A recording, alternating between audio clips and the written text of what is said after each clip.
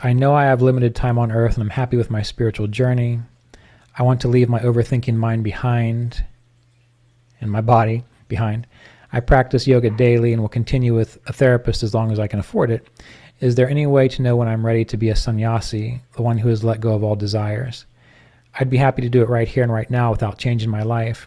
I always strive to change myself, not my life, because I know life is perfect and everything is fine. All right. So we have to address a few things here. Number one, this person mentioned that they're seeing a therapist and a counselor, and I talk about that a lot, so that's extremely important. And particularly in this situation, I think it's important. And here's the reason why. If you know the effective meditation techniques, the Kriya techniques, the preliminary techniques, chanting through the chakras, and you're doing them daily, you're doing what you need to be doing. Good. Keep it up. If you are living by the yamas and the niyamas, and that is central to how you engage with the world, wonderful. So if you're doing those things, and yet there's still an overthinking mind, or there's still a sense of, I'm not doing enough, I need to be doing more, the thing you have to ask yourself is, why? Even though you're doing all the right things, why do you still feel you need to be doing more? And the reason a counselor and a therapist is extremely important in that area is because there is probably some part of you which doesn't feel safe by just trusting the fact that you're doing everything you need to be doing. And continuing to meditate, continuing to practice the yamas and niyamas in time, that might result in clarity of awareness to where you recognize it. Or if we lived in a different situation where it was possible to go live in an ashram or spend time with an enlightened being a lot, that might come to you. But we're scattered all over the planet. We can get together and meditate for retreats once or twice a year. It's harder for that to occur, to stay in that kind of field. So we have to learn to do it for ourselves. And one of the best ways to do it for ourselves is to begin to pay attention to when you've meditated, when you have not gone against the yamas and niyamas all day long, yet you still feel like something's not enough. You have to figure out what is that subconscious thing that's telling you it's not enough. There's something psychologically, there's something emotionally, there's something from the past in you that's misplaced out of time because it's not appropriate to the moment, is it? Like, you're doing everything you need to be doing. Why should you think it's still not enough? There's something misplaced out of time that makes you feel that way. And that is the very thing you need to talk to with your counselor or your therapist. You don't even have to get into spirituality at all. You just have to simply say, no matter what I do, I know I'm doing everything right. I know I'm following the procedures that work. I'm still not able to be content. I'm still not able to be present and clear. And if they're a good therapist or counselor, they'll be able to help you to look at, to find ways of getting at, determining what is this thing. And once you recognize it and resolve it, that feeling goes away. And then when you meditate, you love it. And you don't feel like you have to do it for 12 hours. You know, I can do it for 90 minutes. That's all I need right now.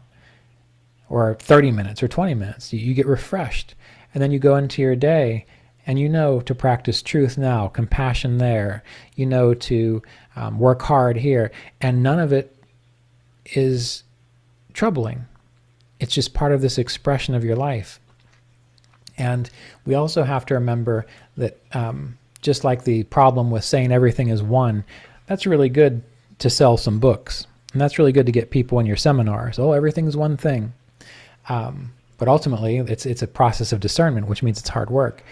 Well, the same thing is true when it comes to the spiritual path. The spiritual path is hard. And we have to put into perspective the human life. The human life has come about, as I mentioned earlier, because we have desires that we need to fulfill, and we need a human body to do that. And that is why the process of yoga meditation is so insistent on non-attachment.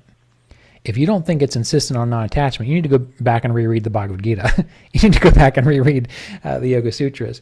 But we don't play that up, right? Why don't we play that up? Because, who wants to give up all their attachments? Well, hopefully some of you do. But we have to be aware of this. And so our spiritual practice is to keep us focused on the realm of clarity, the radiant field, the place which is, in a way, we'll say, above the physical flesh desires.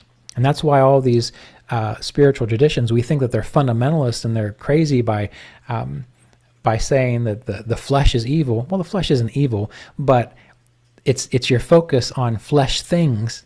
That's why you're here.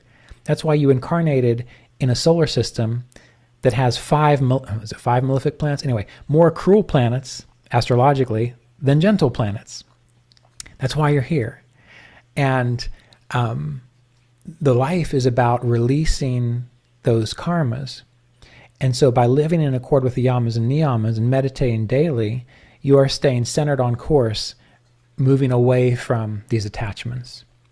Now, life is going to keep happening. Your karmas have to exhaust themselves, which means you're going to get some money, you're going to get sick, someone's going to leave you, you're going to have a new relationship. All this stuff is going to keep coming in and going out because that is your karma burning itself out, losing its momentum.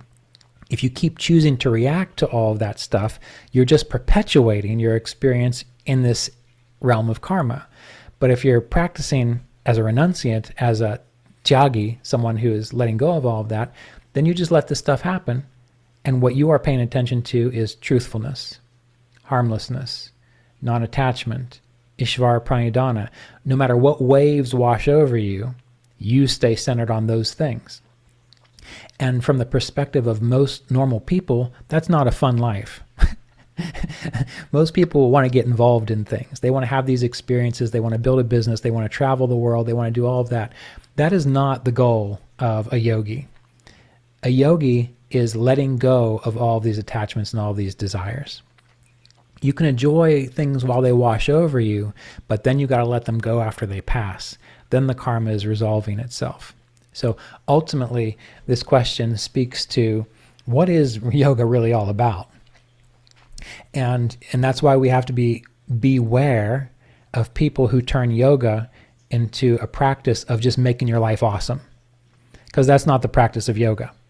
If you're focused on making your life awesome, then you're focused on more attachments to pleasurable things.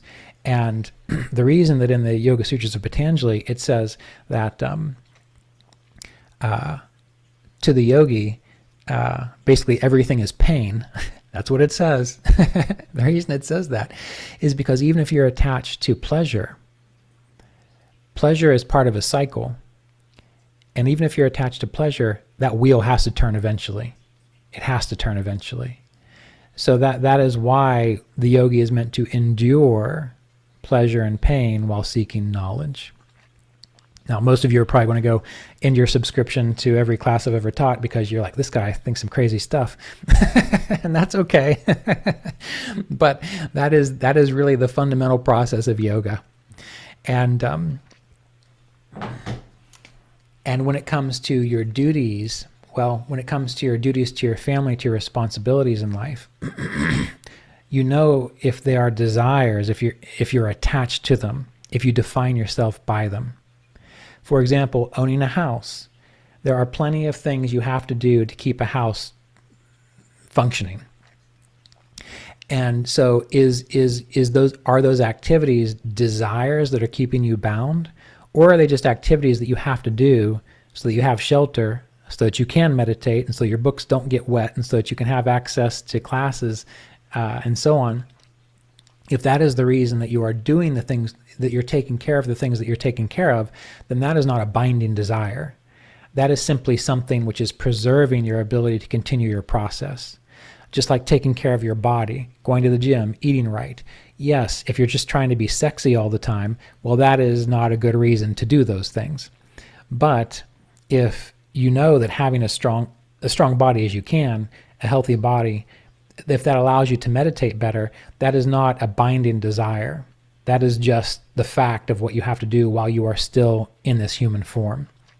So with this question, ultimately you just have to boil it down to, are the things that I am doing just stuff that needs to be done for maintenance so that I can continue on my path?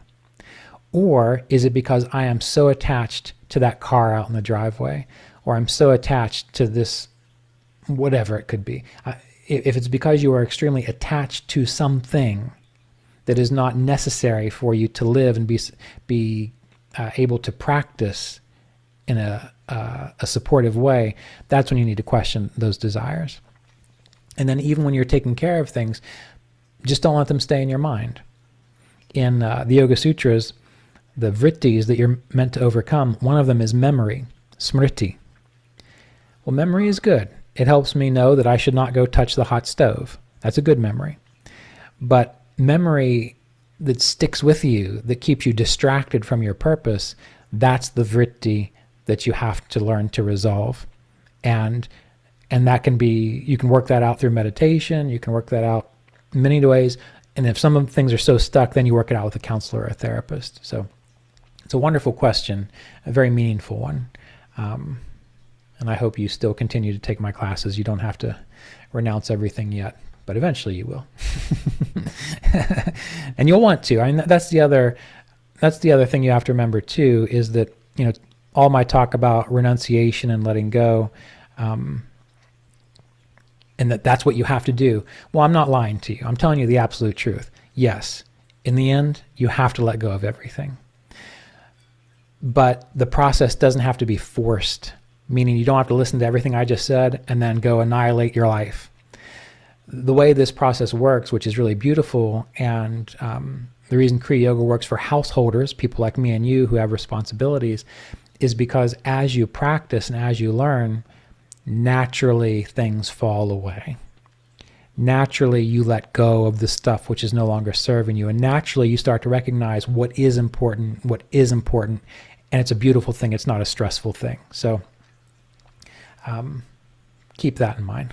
All right, let's answer a few more questions, then I'm going to need a break because I probably have another 2 hours of astrology questions I have to answer coming up.